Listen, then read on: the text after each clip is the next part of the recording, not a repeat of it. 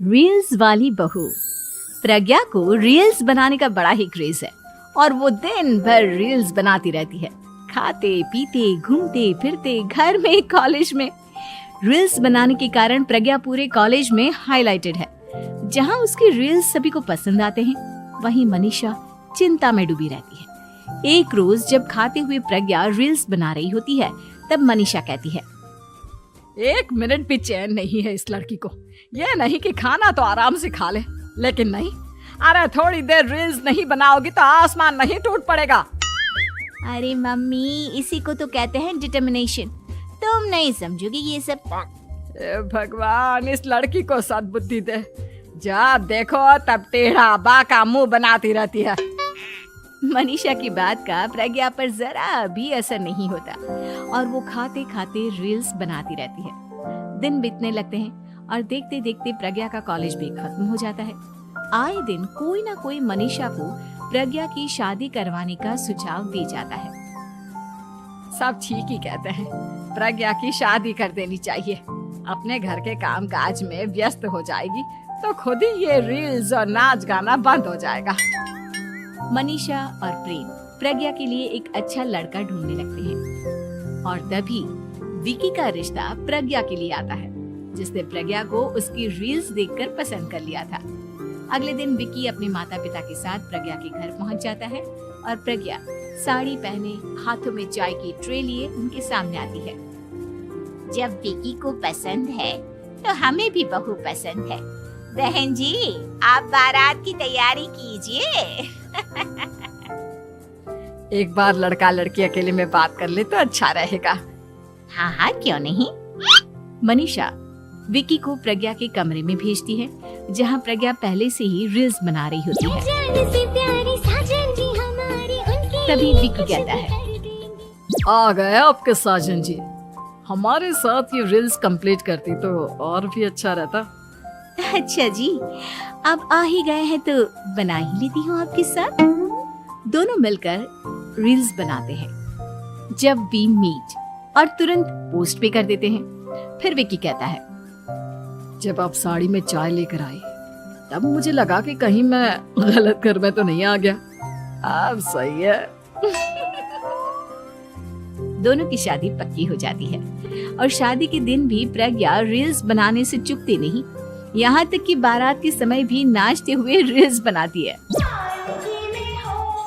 सभी लोग प्रज्ञा की तारीफ के पुल बांध देते हैं और प्रज्ञा नाचती गाती अपने ससुराल चली जाती है। सब कुछ अच्छा चल रहा होता है। प्रज्ञा यहाँ भी दिन भर हर चीज की रील्स बनाती रहती है। लेकिन कुछ दिनों के बाद जब सुनीता कहती है, बहू, ये रील्स के साथ साथ कुछ काम भी कर लिया करो। वैसे तुझे और क्या क्या बनाना आता है? मम्मी जी, वैसे तो सब कहते हैं कि मैं सब कुछ अच्छा बनाती हूँ, लेकिन मुझे लगता है कि मैं मैगी अच्छा बना लेती हूँ। हाँ, कॉफी भी अच्छा बना लेती हूँ और मुंह तो सबसे अच्छा बना लेती हूँ। हैं? अच्छा अच्छा। सुनीता अपना माथा पकड़ लेती है और कहती है, बहू, कुछ खाना बनाना भी सीख लेती। मम्मी जी, मैं लंबी प्लानिंग कर रही हूँ। जल्दी ही मैं इतनी फेमस हो जाऊंगी कि मुझे पैसे मिलने लगेंगे। हम दोनों सास बहू राज करेंगे, राज नौकर काम करेंगे और लोगों की तो लाइन लगेगी हमसे मिलने के लिए। तेरा दिमाग खराब हो गया है क्या बहू? हंसी मजाक तक ठीक है, लेकिन इस तरह घर नहीं चलते। जितना जल्दी हो इस घर के तौर तरीकों को सीख लो। प्रज्ञा मुंह घुमाकर चली जाती है और तुरंत उसी वक्त एक रील बनाती है। ये देख सुनीता का गुस्सा 7वें आसमान पर चला जाता है और विकी के घर आती ही सुनीता उसे सब कुछ बताती है। विकी भी अब प्रज्ञा की इन हरकतों से परेशान हो जाता है। तुम टेंशन मत लो मम्मा, मैं देख लूंगा।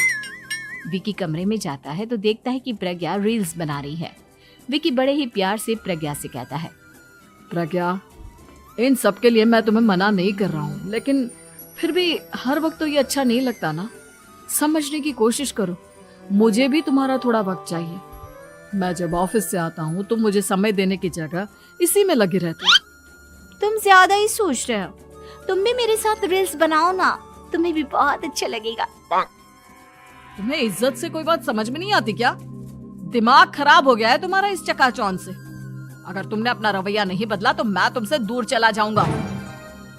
तुम ही रिश्ता लेकर आए थे, मुझे लड़कों की कमी नहीं थी और ना आज है।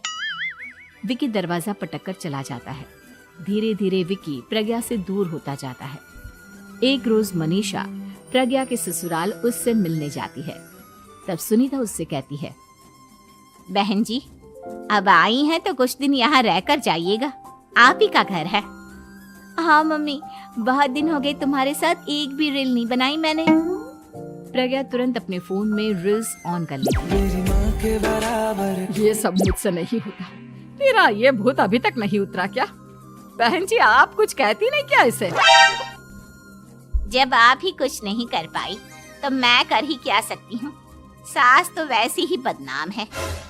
शाम को घर की लाइट चली जाती है और मनीषा प्रज्ञा से कहती है, मेरे घुटनों में बहुत दर्द हो रहा है, तू लाइट का कुछ इंतजाम करना बेटा। अच्छा, कैंडल जला देती हूँ मम्मा। प्रज्ञा गाते हुए कैंडल जलाती है और खिड़की के पर्दे के पास रख देती है। मनीषा, जिसे बहुत दर्द हो रहा है, वो सो जाती है और प्रज्ञा हमेशा की तरह अपने रील्स में लग जाती है। उधर कैंडल की वजह से पर्दा आग पकड़ लेता है और मनीषा के कमरे में आग लग जाती है। बचाओ, कोई है, बचाओ। सभी भागते हैं और विकी कमरे की आग बुझाने में लग जाता है, लेकिन तब तक मनीषा आधी जल चुकी थी। मनीषा की हालत देख प्रज्ञा रोने लगती है। विकी मनीषा को तुरंत हॉस्पिटल ले जाता है और उसे एडमिट कराता है। विकी प्रज्ञा से कहता है, देख लिया ना, तुम्हारे इस नाच गाने की वजह से आज तुम्हारी माँ की जान जाते जाते रह गई। अब पता नहीं तुम और क्या चाहती हो। उधर डॉक्टर कहते हैं, इनकी हालत बहुत नाजुक है, आधे से ज्यादा जल चुकी है। प्रज्ञा रोती हुई मंदिर में जाती है और भगवान के आगे जाकर कहती है, भगवान, मेरी माँ को ठीक कर दो। मैं कसम खाती हूँ हाथ से ये रील्स बनाना छोड़ दूंगी, बस मुझे मेरी माँ वापस मिल जाए। 2 दिन बीत जाते हैं और मनीषा खतरे से बाहर आ जाती है। पेशेंट अब ठीक है, आप लोग उनसे मिल सकते हो।